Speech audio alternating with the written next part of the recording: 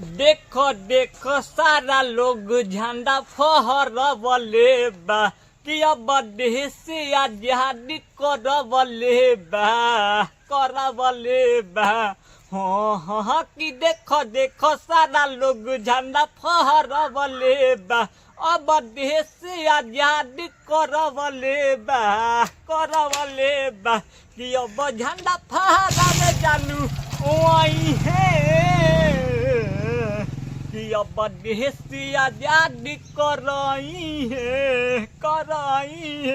कि अब झंडा फहरावे जानू वही है कि अब देश आजादी कराई है हिंदू मुस्लिम सिख ईसाई आपस में भाई भाई झंडा फहरवले बावे देश हाँ हाँ झंडा फहरवले बावे तिरंगा लहरावे ऊपरे भाई तिरंगा लहरावे ऊपरे भाई हाँ हाँ हिंदू मुस्लिम सिख ईसाई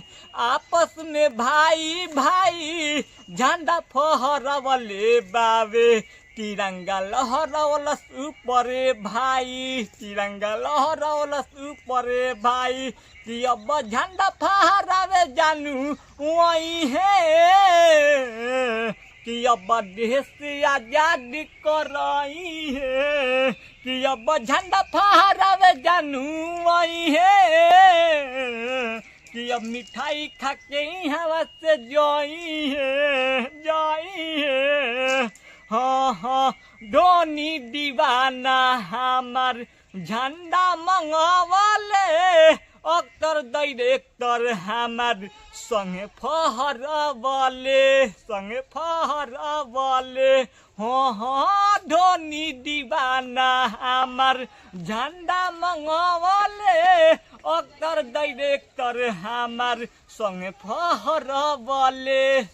फहरवले कि न्यू ठोकी राजा ऊपर खिलाई है कि न्यू ठोकी राजा ऊपर खिलाई है कि अब देश आजादी कराई है कि अब झंडा फहरावे जानू आई है कि अब देश आजादी कराई है